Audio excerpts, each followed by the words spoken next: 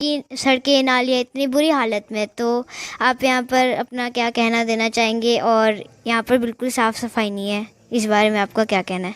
बहुत बड़ बात आ गया है उत्तम जी। आम नागरिक के जौन अधिकार मिले के चाहिए वो अभी हमने के क्षेत्र में नइखे लोग देत। जैसे ब्लॉक पर गइला पर, अनुमंडल पर गइला पर, या कलेक्टर कहाँ गइला पर, कहीं भी गइला पर एगो आम नागरिक के खास आदमी के बड़ा अलग अलग पहचान बा। ओकरा खातिर जीत जाता रहन, मुखिया बन जाता रहन, तो जनता के प्रति वो कितना समर्पित हुई हैं ये हम इनका मुंह से सुनल चाहते नहीं। लाइव उत्तम भैया का कीमत क्या है चांदा पंचायत के वोट का? चांदा पंचायत के ग्रामीण जनता का चांदा पंचायत युवा मोर्चा के जितना भी सदस्य उत्तम भैया के सपोर्ट करता है, साथ में अगल बगल के अदर पंचायत के लोग भी उनका के सपोर्ट करता। कौन ऐसा उ कार्य कैले बने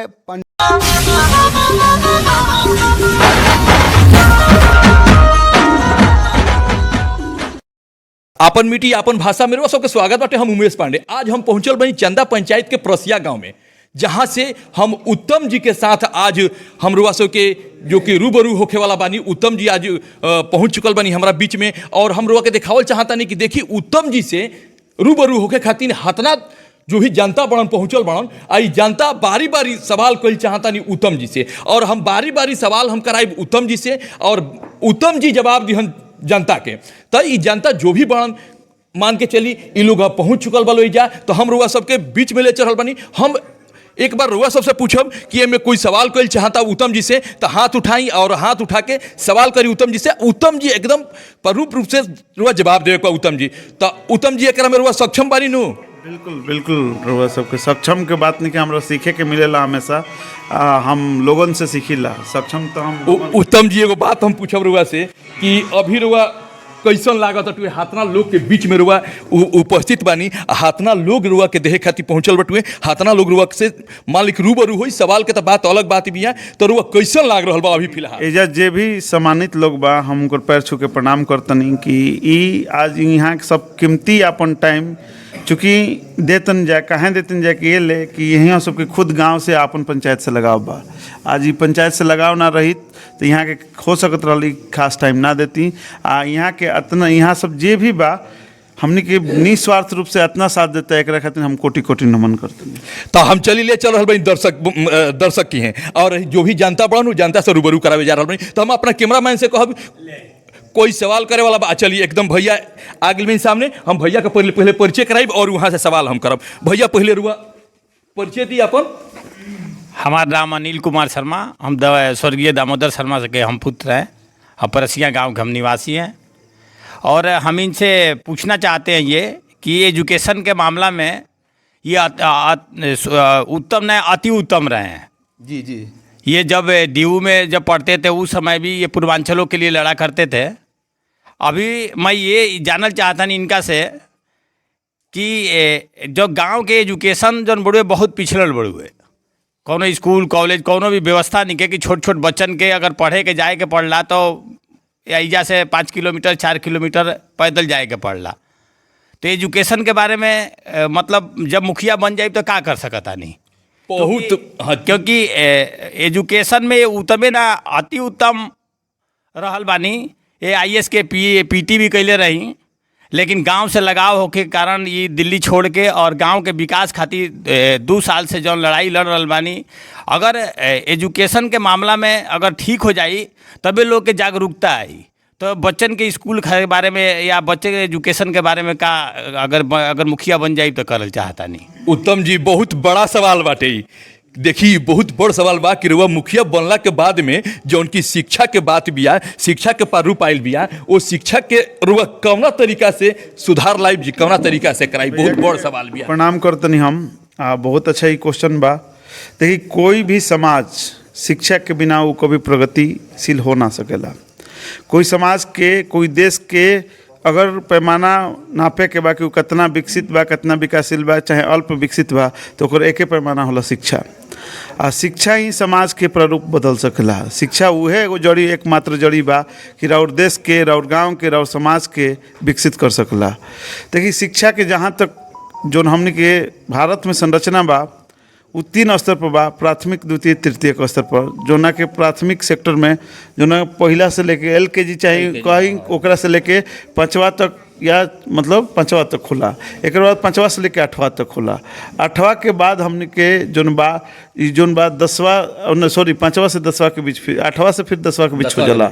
आ एक बाद हमने के जोन शिक्षा लेवल बा वो 11 से लेके मतलब इंटरमीडिएट और ग्रेजुएशन के होला। एक बाद लोग जाला तैयारी करे आ उहे शिक्षा जोन बा बुनियादी जोन कहल जाला कि जोन राउर जड़ बा जोन जैसे 1 से 5। तो गांव में कमी कहाँ बा? कमी बा पहला प्राथमिक स्कूल पर। अगर राउर लड़का बचपन से ही पढ़े में तेज हुई तो रुआ जरूर ओकरा पर ध्यान देम। तो ये कैसे बढ़िया हो सकला कि एगो जोन माहौल के कारण, माहौल बहुत मायने रखता। तो जोन स्कूल होके सरकारी स्कूल होके ओकरा में अब समय बदल गई बा। अब प्राइवेट स्कूल लेखा LED TV लागो जी जोन एक बार मतलब शिक्षा जोन बा बोझ ना पड़े लोगन पर, लइकन पर ई ना लगे कि बोझ हो, ओकरा के एंजॉय करके पढ़ो, ओकरा के आधुनिकता के साथ जोड़ लिहल जाओ तो हो सकला कि पहला। और शिक्षक के हमेशा जोन बा एगो सिलेबस के अंतर्गत पढ़ाई, जैसे मुखिया यहाँ कहने के बन जिम तो कैसे पढ़ाई, तो सिलेबस के अनुसार हमने के हमेशा शिक्षक जी से मतलब जे भी शिक्षक आदरणीय शिक्षक रहे उनका के एगो सिलेबस प्रारूप दे के एगो टास्क दे के कि 15 दिन में और हई टास्क रही लइकन के हई चीज बता सिखा दे के बाद आ 15 दिन के बाद टेस्ट हुई और टेस्ट से पता चल जी कि लड़का कहाँ बढ़े कहाँ नहीं खन। तो पहला से 5वां तक हमने की प्रावधान रही। जी जब पहला से 5वें बढ़िया हो जाई तो वो लड़का जरूरी बा कि जब रूट बढ़िया हो जाई तो वो लड़का फिर इहे जोन चीज बा 5वां से 10वां के पूरी में एगो बात कहा जाला उत्तम जी की जब नेव बरियार हो जाई तो आगे कतनो बड़ा बिल्डिंग तैयार हो जाए। बिल्कुल। तो आगे हम देख रहल बानी एक आदमी हाथ उठा रहल बा, हम सामने ले चल रहल बानी। अब उनका से अगला सवाल हम करे जा रहल बानी। पहले अपन परिचय दिरुआ। हमारा नाम सोमनाथ खड़ा हो जाए पांडे। तो बहुत बढ़िया रही। हमारा नाम सोमनाथ पांडे पड़ी। हम परसिया के ही रहे वाला हैं, चंदा पंचायत के ही रहे वाला हैं। यहाँ से सवाल बा कि एगो आम नागरिक के जौन अधिकार मिले के चाहिए वो अभी हमने के क्षेत्र में नइखे लोग देत। जैसे ब्लॉक पर गइला पर, अनुमंडल पर गइला पर, या कलेक्टर कहाँ गइला पर, कहीं भी गइला पर एगो आम नागरिक या खास आदमी के बड़ा अलग अलग पहचान बा। ओकरा खातिर ओह दिशा में रुआ का कदम उठाई? देखिए उत्तम जी बहुत बड़ बात बियाई कि देखी जैसे मान के चली कि हमनी के आम जनता बड़न जौना के माने कोनो ब्लॉक सेक्टर होगा चाहे जो भी माने पदाधिकारी सेक्टर हो उजा कोई माने ओकर बात कोई सुनने वाला नहीं खे। ऐसे कि एने से ओने लोग कहला कि हे जा चल जा हो जा चल जा। आज भी हमने के पढ़ाओ तो ओकरा खातिर हुआ क्या करो? बिल्कुल। देखिए सबसे बड़े भैया यहाँ के आसान भाषा में ई कहल चाहनी है कि एगो आम आदमी जो पढ़ल लिखल नहीं के वो ब्लॉक पर जाला तो ओकरा के कहल जाला कि आज ना हुई काल ना हुई फिर परसों ना हुई, अंतोगत वो हार था के कहला कि हमरा बस के बात नहीं के घरे चल चला छोड़ी कुछ काम नहीं। तो ए में सबसे बड़ा जोन पंचायती राज के एगो स्लोगन बा बिहार में, पंचायती राज आपके द्वार, जोना पर सरकार काम करती है। तो ए में जोन कहे करत बा कि एगो होला कि कर्तव्यनिष्ठता कि जोन नौकरशाही में बा हमने के द्वितीय प्रशासनिक सुधार आयोग में पढ़ावल गई कि नौकरशाही जे चुन क्या होता, चाहे BDO हो चाहे CO हो, उनका सबसे पहले ये सोचे के चाहिए कि हमारा उद्देश्य जन सेवा कइल बा, ना कि हम एज कलेक्टर बनने नहीं आइल, हम BDO बनने नहीं आइल। हमार उद्देश्य लोगन के जन सेवा बा, ना कि हमारा उद्देश्य कलेक्टर बनल नहीं खे। मतलब कलेक्टर बन के ही नहीं के दिखावल कि हम कलेक्टर हैं, हम BDO हैं या हम CO हैं। तो उनका के रह के उनका से बात कल जी कि जो देख जन प्रतिनिधि जोन चुनल जला वो सरकार आ जनता के बीच के कड़ी होला। तो ई कड़ी जोन बा हम बार बार जाके उनकर उत्तरदायित्व के बार बार बढ़िया से समझाइम कि सर ई जोन बा कि ज़्यादा से ज़्यादा हमने की जनता की सेवा करे के बा और लोगन के हम आवाज़ बन के जाइम आ कोशिश करम कि हमारे पंचायते में सब सुविधा होखे, जैसे RTPS काउंटर हो जाओ कि राशन कार्ड एजे बने लागो, एक बाद आधार कार्ड एजे बने लागो, जो भी होखे आम सभा में BDO हमारा आवास बार बार, जैसे ग्राम सेवक के अर्थ होला जे गांव के सेवा करला ओकरा ग्राम सेवक कहल। लेकिन हम चंदा पंचायत के लोगन से पूछ देम कि ग्राम सेवक के का नाम हो, तुमका ना ही नाम जानकारी। ये कमी बा जोन कहनी भैया, कमी का बा कि उ ग्राम सेवक अगर वाकई में काम करते लोग जानित तो ग्राम सेवक से हम अपन काम निकाल लेती। एक वो अगर पंचायत में अपन समय देतन तो सब लोग कार्य पहचाने शुरू करे। एगो और बात भी उत्तम जी हमने की जो भी चक्की प्रखंड मुख्यालय बटुए जो ये 7 किलोमीटर पड़ेला, इस तो परेशानी तो होकबे करेला। तो उड़वा जो बात कहनी है कि बार बार दौड़ा दौड़ी कैलका के चलते लास्ट में का होलन कि जो गरीब दौड़ा दौड़ी निखन करे लायक कुछ अपना समय बचा रहा तू का काम कर लास्ट में हार के अपन हाँ छोड़ दिलन कि छोड़ो नहीं हमारा से काम ना हो। अगला सवाल कोई करे वाला बटुए। देखिए एगो छोट बच्ची बाड़ी वो हाथ बहुत देर से उठा रहल बाड़ी तो उनका से सवाल जरूर कल जाई। और उत्तम जी से पहले अपन परिचय दा तू। मेरा नाम अनन्या चौधरी है। मैं इनसे ये पूछना चाहती हूँ, जब आप मुखिया बन जाएंगे तो यहाँ की सड़कें नालियाँ इतनी बुरी हालत में, तो आप यहाँ पर अपना क्या कहना देना चाहेंगे? और यहाँ पर बिल्कुल साफ़ सफाई नहीं है, इस बारे में आपका क्या कहना है? बहुत बड़ बात आ गया है उत्तम जी। और ये छोटी सी बच्ची आतना बड़ सवाल रुआ खातिर रख दिल बाड़ी कि देखी ये अनन्या चौधरी बाड़ी कहतड़ी कि अभी जो नली और रोड के जो स्थिति बटुए इनका जरूर कहीं नजर आयल हुई। ऐसे साफ स्पष्ट हो रहा बा कि ये छोट बच्ची के भी एजा के विकास के बारे में पता चल रहा बटुए। तो एकरा पर हुआ का विचार? देखिए सबसे पहले कि लड़की जो बिया शिक्षित बाड़ी, आज शिक्षा यही तरह रही पंचायत में लोग शिक्षा के सही प्रारूप जो कहल जाए लड़की के देखे में नजर आयल है कि वाकई में शिक्षित बिया लड़की तभी क्वेश्चन पूछल दिया। हमनी के चंदा पंचायत के लोग के भी तमन्ना बा कि ऐसा सड़क नली मतलब साफ सुथरा होके।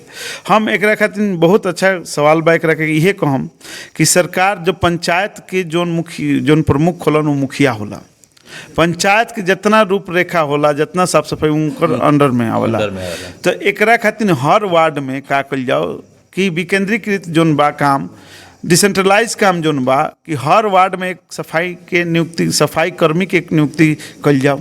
जी जी उत्तम जी। समय समय पर नली के साफ सफाई होखो, जोन से हर वार्ड में नली के समस्या खत्म हो जाए साफ सफाई के, जबकि बहुत आसान काम रहा। बिल्कुल आसान का सफाई कर्मी उहे वार्ड के जिम्मेवारी रही कि सड़क के भी साफ करी, तेले हर वार्ड भी कम से कम साफ सुथरा रही। अगर देखिए हमने के पंचायत में 13 वार्ड बा, अगर 13 वार्ड अपना अपना जिम्मा ले लेता टुए तो पूरा ऐसे लागत है कि साफ सुथरा इधर क्लियर हो जाए। बहुत छोट छोट काम बांट दिया जाए तो सबके जिम्मेवारी बन जाए। ये जिम्मेवारी ही हमने एगो बार रुआ कही ना कि एक आदमी से कोनो काम ना होला। इसे कि हमरा जवाब सवाल सुनले बानी कि बार हुआ कहीं ना कि एक आदमी से काम नहीं, सब लोग के मिलजुल के काम होई। वार्ड इहिले बनावल गइल कि मुखिया पर लोड ना हो। और कोई सवाल पूछे वाला बटुए? चलिए देखिए तनी बोलब कि आ जाई तो कैमरामैन से हम कहब कि तनी जरी सट जाई तो अच्छा रही। चलिए पहले परिचय दी रहुआ अपन। जी, हमार दुर्गादत्त चौधरी नाम पड़ी। हम श्री हृदय चंद चौधरी के लड़का बनी परसिया गांव के निवासी बनी। हम बहुत ही नेक, ईमानदार, शिक्षित और जुझारू प्रत्याशी हमरा उत्तम कुमार जी लगनी है, जे भी प्रत्याशी है खड़ा बने। लेकिन सवाल ये बा कि हम इनका से एगो प्रश्न कल चाहतनी कि जनता चंदा पंचायत के जे भी बा उ मन बना चुकल बा कि हमरा उत्तम कुमार जी के ही सपोर्ट करे के बा। जी जी। तो एकरा पर उत्तम कुमार जी अगर चुनाव जीत जाता रहन, मुखिया बन जाता रहन, तो जनता के प्रति वो कितना समर्पित हुई हैं ये हम इनका मुंह से सुनल चाहते नहीं लाइव के माध्यम से। और सेकंड सवाल हमार बा कि जोन आम स्वास्थ्य के प्रति जोन जे भी गांव के आसपास के जगह जे बा और स्वास्थ्य के प्रति लोग बहुत ही अनभिज्ञ बने, इजा वो तरीका के कोनो व्यवस्था नहीं है, तो ओकरा प्रति उत्तम जी के कितना, जैसे कि शिक्षा के बा, स्वास्थ्य के बा, तो स्वास्थ्य सबसे बड़ा चीज़ है, एकदम जरूरी बा। स्वास्थ्य तो एकदम पहले जरूरी बहुत जरूरी है कि अगर हमार स्वास्थ्य ही ना ठीक रही, अगर थोड़ा बहुत भी भइल, एजा डिस्पेंसरी के कोनो सुविधा नहीं है।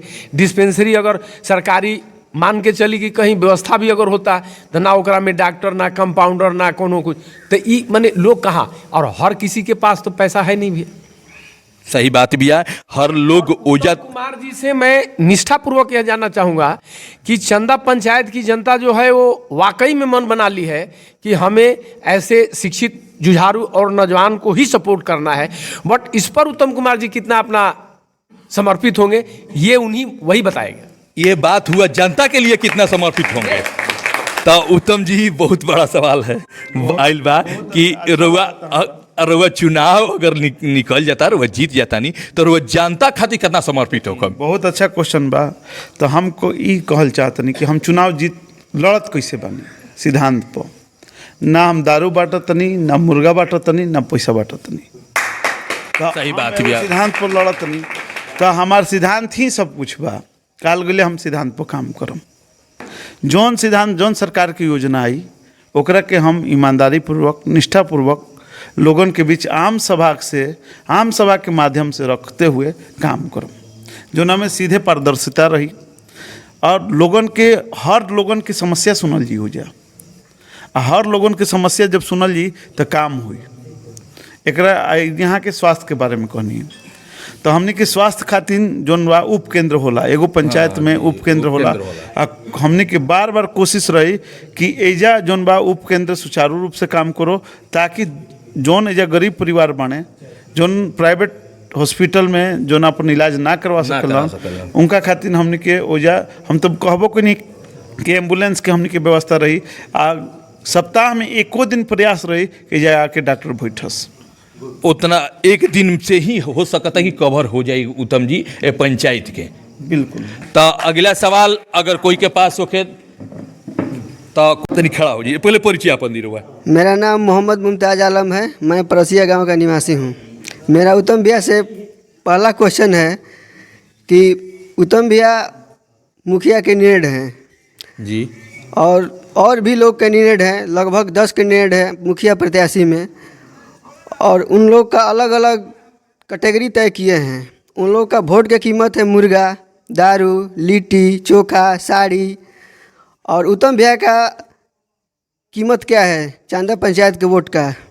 चांदा पंचायत के ग्रामीण जनता का इनका वोट का कीमत क्या तय किए हैं? जी जी, मैं उत्तम भैया से क्वेश्चन पूछ रहा हूँ। उत्तम जी इधर और क्वेश्चन रहल है। उत्तम जी तो बहुत बड़ सवाल आ गया बा कि सब लोग अपन अपन तय कर चुकल बाटे कि कोई मान ले कि जनता के लुभावे खातिर साड़ी बांट रहल बा, कोई अदर बहुत सामान बांट रहल बा। राउर का बटुए बाटे कि आरूर का मुद्दा बटुए ये बात पर? हमरा बेरी तो पहले कुछ बा ना कि हम बाटम, ना पैसा बा कि हम पैसा बाटी, ना दारू बा कि दारू बाटी, मुर्गा दारू कपड़ा निखे के रुआ के बाटी। लेकिन एगो चीज़ जरूर बा, हमार आदर्श बा, हमार जोन बा हमार इच्छा शक्ति बा, हमार कर्तव्य निष्ठता बा कि हमार काम जोन रही वो हमार सब कुछ रही। दारू मुर्गा जोन बा 2 दिन खातिर 4 दिन खातिर बा, लेकिन राउर शिक्षा, राउर स्वास्थ्य, राउर हो सकेला कि इंदिरा आवास, राउर हो सकेला कि ई जोन बा राशन कार्ड। उत्तम जी जो राशन कार्ड रुआ बनवले बानी वो सबसे बड़ महत्वपूर्ण बटुए। ये तो हम कार्य मुमताज़ जी, हम एक बार रुआ से कह भी बात कि जो हम एक मिनट रोकब रुआ के। मुमताज़ जी एगो बात हम रुआ के बताई, जो पूछनी है बात, तो यहाँ का एजेंडा का बटुए? तो एजेंडा ये रहा कि 4 दिन के चांदनी वाला यहाँ का एजेंडा नहीं है। ये बात हम जान रहा बनी। यहाँ के जो 650 राशन कार्ड बनवनी हो सकता है कि 5 साल भी चली और 10 साल भी चली। और ई एजेंडा बहुत बड़ बिया। ई 3 दिन के मुर्गा दारू जो भी अल्त फल्त बटुए 3 दिन के बाद खत्म हो जाए वाला बा, लेकिन इनकर जो राशन कार्ड बा वो 5 साल तक चल चुका ताटे। का एकरा पर हुआ कितना भरोसा बटुए? राशन कार्ड वाला काम तो भैया के बहुत अच्छा सराहनीय बाटे। चांदा पंचायत के सब 5 गांव भैया के सराहनीय करता, और उत्तम भैया जैसन कैंडिडेट अभी नहीं खेलोकत। और उत्तम भैया से एक और क्वेश्चन बा कि जैसे केहू 10 साल मुखिया रह के, 5 साल मुखिया रह के, वो लोग अगर अगला चुनाव जीत के वो अगर विकास के बात करता तो उत्तम भैया इनकर का विचार बा? देखिए यहाँ के बात बिया कि जैसे मान ली कि जे रह चुकल बटुए, एजा सेवा दे चुकल बटुए, आ वो भी फिर खड़ा होके कह रहा बा कि हमारा के फिर से पुनः हमारा के सत्ता में आवे दी रुआ के हम विकास करब। तो राउर हे का बात बिया? ये तो जनता के तय करे के चाहिए, जनता के सोचे के चाहिए कि जनता जोन बा ये कहाँ तक जनता उनकर काम के। अगर हमारा लागता कि रुआ 10 साल ठीक से काम कर देम तो रुआ वोट मांगे कहीं जरूरत ना पड़ी। और काम ही रुआ के वोट जोन बा विजय दिवा दी, रुआ वोट कहीं ना जाएगा पड़ी मांगे खातिर। आ हमनियों के ना आती जा, हो सकत रहा कि रुआ के और ही समर्थन देती जा बढ़ चढ़ के। सही बात है। अगर विकास सही से भय रहे उत्तम जी तो खुद में खुद कोई ना कदम डालित। ऐसे कि जौन सिस्टम के ही हम एगो बात कहल चाहतनी कि एगो सिस्टम के ही कमी रहल है, जौन कि एगो आम आदमी आके 650 कार्ड बना दिलस पंचायत में। अगर ई काम पहले भय रही तो उत्तम जी राउर जरूरत पंचायत के ना रहल है। में प्रत्याशी जोन बड़े लोग उ जौन कुछ प्रत्याशी सत्ता परिवर्तन तो कल चाहते हैं, लेकिन उस सत्ता के प्रलोभन खातिर से तो परिवर्तन कल चाहते हैं। हमनी के सत्ता के प्रलोभन के कारण सत्ता परिवर्तन नहीं जा कल चाहत, हमनी के व्यवस्था परिवर्तन करे खातिर सत्ता परिवर्तन कल चाहते हैं।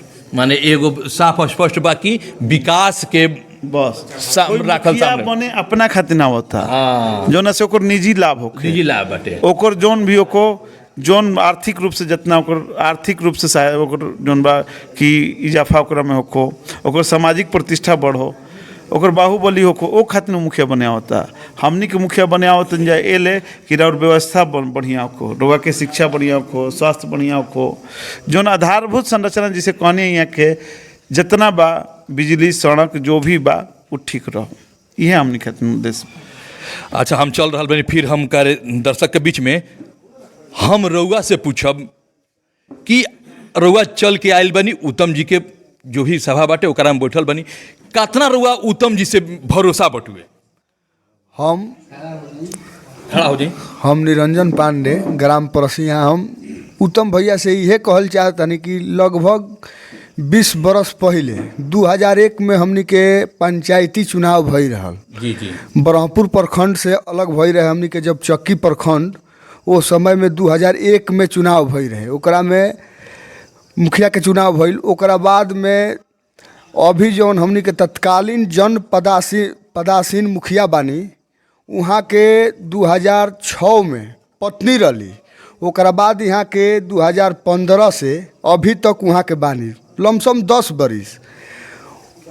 ऐसन उत्तम भैया कौन काम कैलन पंचायत में अपना कि उनका पर पूरा चंदा पंचायत के लोग उनका पर भरोसा कैले बा।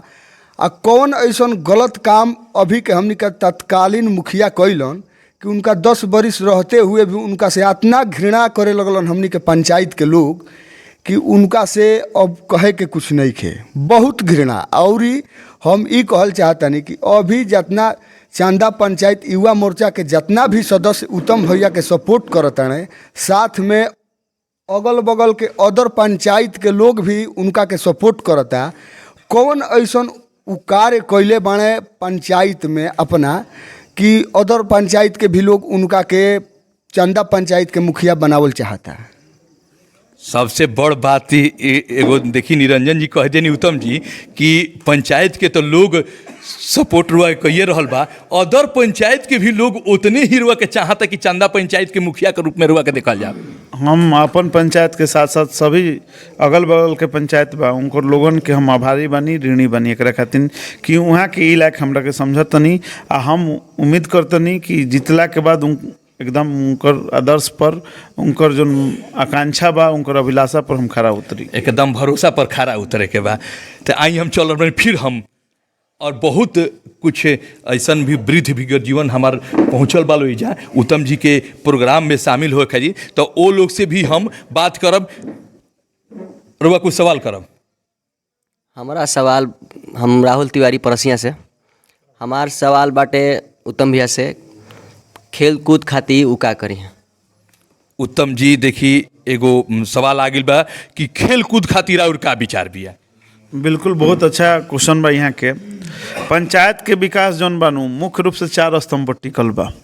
पहले शिक्षा, दूसरा खेल, तीसरा संगीत, चौथा कौशल विकास।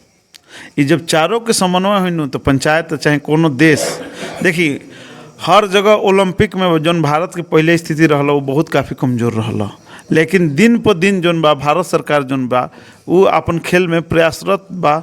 हर जगह ओलंपिक में पदक बढ़त जाता है। तो कहीं ना कहीं खेलो इंडिया प्रोग्राम जो आयल भारत सरकार द्वारा, तो वही तरी हमनी के जौन बा हमनी के भी यहाँ देखल जाओ ताकि कबड्डी, हैंडबॉल, क्रिकेट के बहुत अच्छा रोज एथी बा, मतलब बहुत अच्छे अच्छे प्लेयर बने, लेकिन उनका के एगो प्लेटफॉर्म नहीं के मिल पाओत जौना से वो बढ़िया खेल नहीं खन पाओत।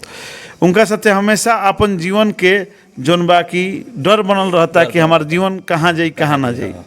तो अगर वो डेडिकेटेड होके और खेलस और करस, उनका अगर डेडिकेशन से कुछ फ़ायदा हो जाओ, उनका एकदम लाग जाओ कि खेल में हमार भविष्य डूबल नहीं खे, जबकि उज्जवल एक भविष्य बा, उस दिन और खेल के विकास बहुत बढ़िया से होई। तो एक खातिर हमने के उनका के पूरा भरोसा देम जा कि रउआ खेल में अनिश्चित मतलब होके ना खेली, बल्कि निश्चित रूप से खेली, रउआ एकदम कहीं ना कहीं सफल रहूँ। एगो कबड्डी के जो कि खिलाड़ी जब पहुँचा रहन उत्तम जी, हम देखले रहनी हूँ के नेशनल तक ले पहुँचा रहनी हाँ। मनीष जी रहनी हाँ, अभी दिखाई नहीं देते। एगो कबड्डी के एगो और जो कि कबड्डी के खिलाड़ी पहुँचल बन, उनका सब जरूर रूबरू कराई हम रुआ के उत्तम जी।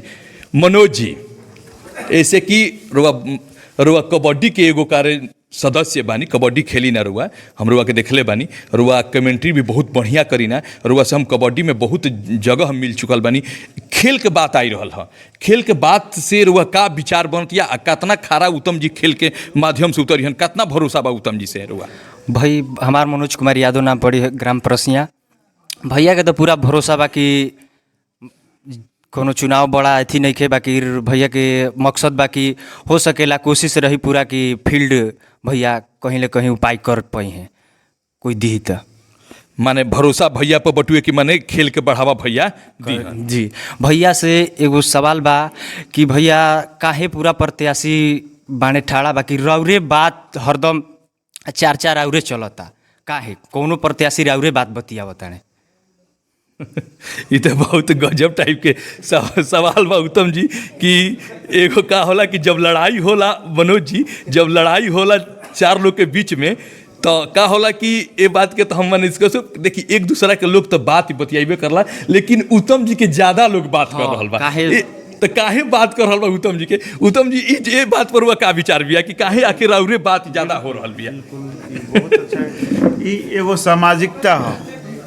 रउआ जब कोनो अच्छा काम करे चलन मुँह तो 10 गो लोग पहले रोकी हैं जी, ओकरा पर हंसी मजाक करी हैं जी जी, फिर ओकरा बाद ओकरा के कभी कभी जाके क्या करी हैं कि ओकरा पर गाली गलौज करी हैं, फिर बाद में ओकरा के रोके के प्रयास करी हैं, अंतोगत रुआ सफल हो जाए तो रुआ साथ वो मिल जी। एगो बात हमारा कंसेंट याद बा उत्तम जी, एगो हमार गुरु जी के साथे हम कार्य जो भी हम काम कैले रहनी हो, एगो गुरु जी एगो बात कहत रहलन हमार कि जे राउर शिकायत कर रहल बटुए, जे राउर शिकायत कर रहल बा उ शिकायत राउर नहीं करत, रुआ से जल रहल बा ना वो बढ़ावत रुआ, हाँ रुआ के बढ़ा रहल बा। ऐसे कि राउर शिकायत राउर कमी निकाली तो रुआ बढ़ब। कभी भी जौन बा आलोचक से शिकायतकर्ता से खुश रहे के चाहिए, वो राउर हित बा। हाँ रुआ हित के बारे में और जो भी कमी बा रुआ के इंगित करी, एगो आलोचक रहे के चाहिए, एकरा के अच्छा बुरा ना मानल जाए, एकरा के अच्छा मानल जाए, जैसे कि वो एगो मार्गदर्शन के काम कर रहल बा।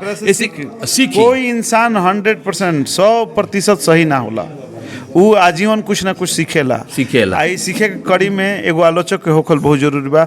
हम बहुत तहे दिल से धन्यवाद करतनी वो आलोचक के कि वो हमनी के कम से कम आलोचना करत रहे, हमनी के हमेशा रोज ना कुछ सीख देता ने। अपन मीठी अपन भाषा में बस ये तकले।